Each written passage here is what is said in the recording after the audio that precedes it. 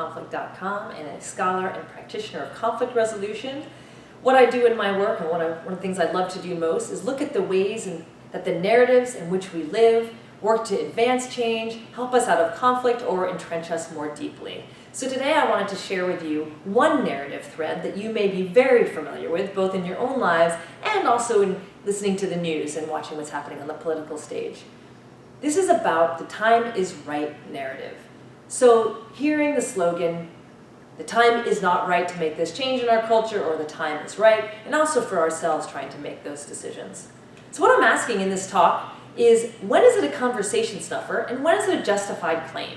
How do we know when saying the time isn't right is just a way to avoid massive and very needed change, and when it's actually true, the time is not right to do something? So to answer this question, I went back to Thomas Jefferson in Richmond, Virginia, because that's where I first gave this talk, was in Richmond, Virginia, at the Chrysalis Institute.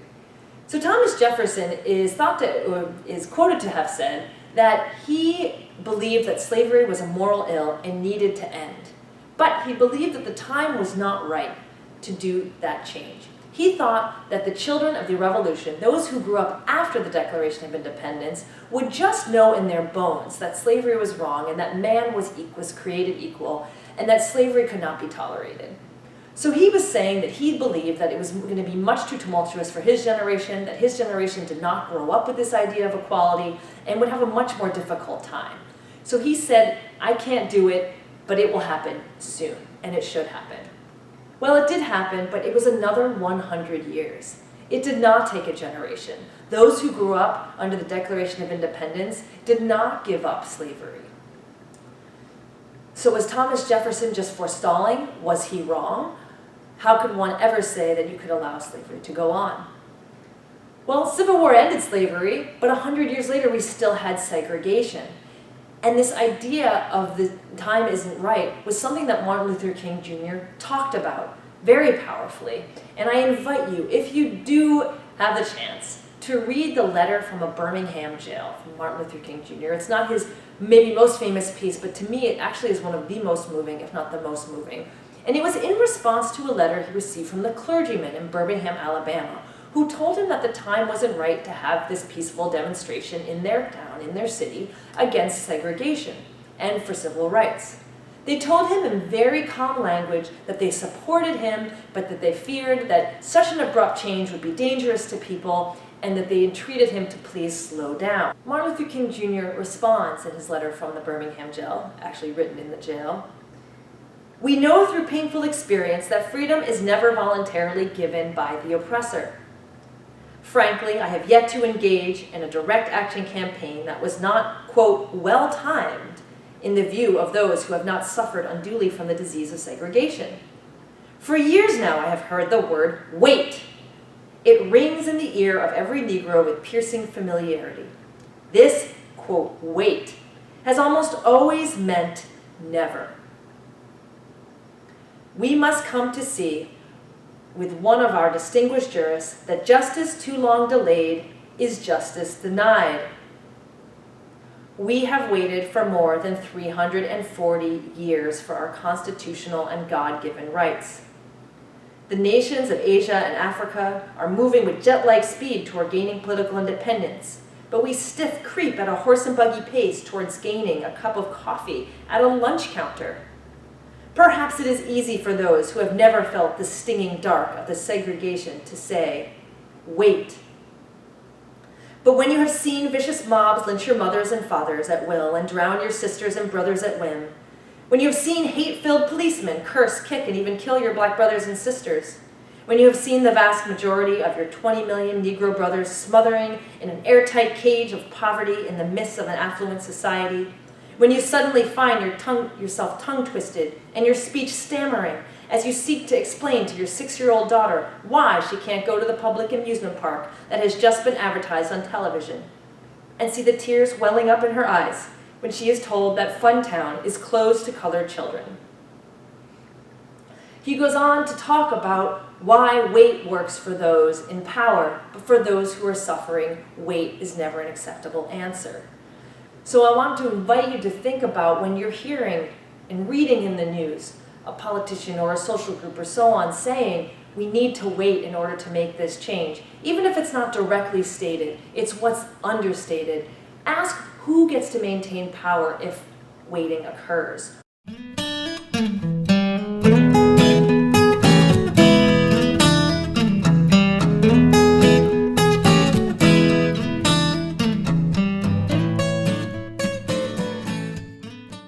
But it isn't just in terms of civil rights and equality and racial injustice that we hear the time isn't right. That was just a good example that we could see over a few hundred years. We see it in other political issues, most pressingly right now in terms of refugees. President Obama says, the time is now to allow in the refugees. So does Trudeau in Canada. But many others say the time is wrong. It's not the right time to let in refugees into America. So who decides and who's right?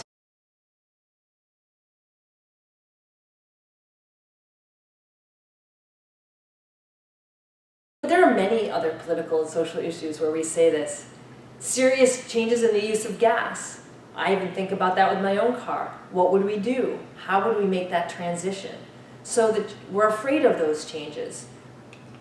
How we kill animals for food, whether you're a vegan or an omnivore or paleo, the way in which we kill animals for food is really painful and something that we really haven't seen change since Upton Sinclair's The Jungle. If you watch Food Inc. or Forks Over Knives, these are available on Netflix, there's lots of really great movies out right now about how that's working and really what we could do to make it better. There's no need to torture animals in addition to ingesting them. And I mean, even little things like the use of plastic bags. I mean, our children's children are going to probably think that's the most insane idea that we did that. This draws on actually a tool, a mechanism that I talked about in another video called Narrative and Conflict that you can find on YouTube. It's called circular questioning, where you ask yourself a question that takes you out of the time and place that you're in to help you reflect a little better. So asking what our children or grandchildren will look at us and say, how could you have done that? Just in the imagination of that helps us see where we might be delaying certain changes that we know need to happen. So often, it's not about knowing what we need to do, it's about actually doing it. But I'm arguing that this time isn't right narrative is part of what's holding things in place. It's a placeholder. And because in every talk I give, I like to give people a little piece of something they can use in their own conflicts. I'm going to just switch slightly over to how you can use this in an interpersonal sense, so for your own life. So the first is simply just to say, what in your life what projects, what endeavors, what changes do you stop and say to yourself, yeah, I'd like to do that, but the time isn't right. If we're honest, we all have lists of them. So how do you know when the time isn't right? I mean, it may not be the time to buy a $100,000 car. But it may be the time to start working towards a $100,000 car if that's something that means something to you. I had a funny thought while I'll start writing this presentation. One of the time isn't right ideas that came to me was that time wasn't right to start my vegetable garden. And I've been saying that for about 5 years. But I recently discovered that in Virginia, you are able to start a vegetable garden very late into the fall. So I have been planting my seeds and doing my best to get those growing. And it feels good just to start it. And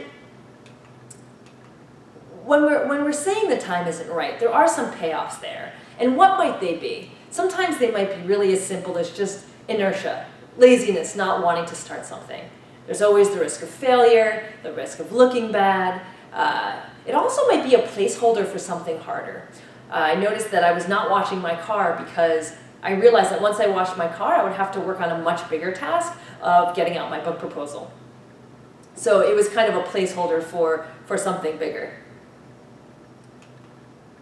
But then I also want to counterbalance this with a sense of that there are right times to do certain things and right times to do others. So how do we know? If you've ever read Ecclesiastes or done farming, you would understand and most likely agree with parts of Ecclesiastes, if not all of it, that there is a time to be born and a time to die, a time to plant and a time to uproot, a time to kill and a time to heal, a time to tear down, a time to build, a time to weep and a time to laugh, a time to mourn and a time to dance.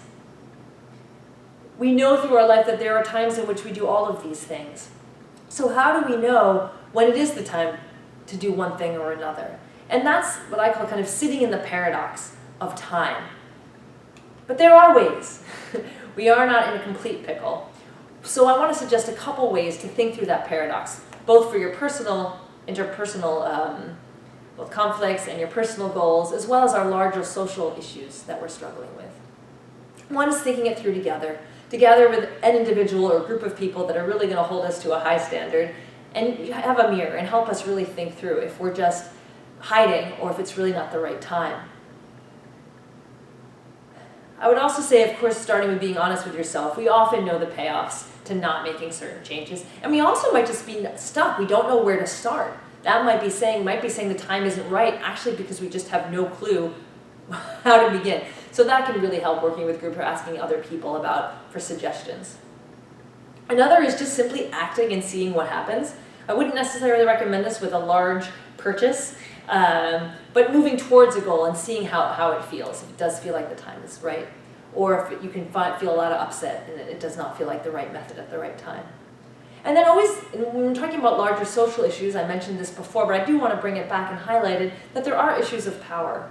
When we're saying that the time isn't right, there's often a sense that we feel we have more to lose if we change than if we don't.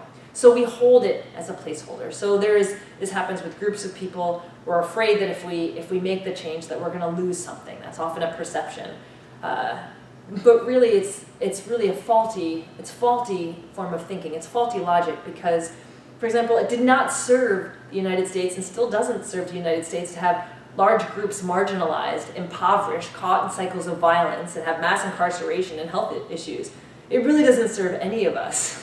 I mean, the best case is that everybody is flourishing, they're great parents, they're pursuing what they love, we're solving problems together. It's really a much more exciting environment to which to live. So sometimes we fear by giving other people space and power that we stand to lose, but actually it can make us all much stronger. And if people do really want to see, this country, any country thrive, we're going to really need all members going. So just something to think about. I hope you have fun with this. I've had fun with some friends and some colleagues playing with the idea of time isn't right and watching it on the news. And it's, again, not always stated. Sometimes it's understated, but it's in there. And if you think too, I'd love to either hear your comments on the video or go to my site, languageofconflict.com, and just tell me if you've heard it in different places. I'd love to hear what you have to say about that. I also have a Facebook page for Language of Conflict, so you can put the comments there. All right, well, good luck, and I'm eager to hear the results.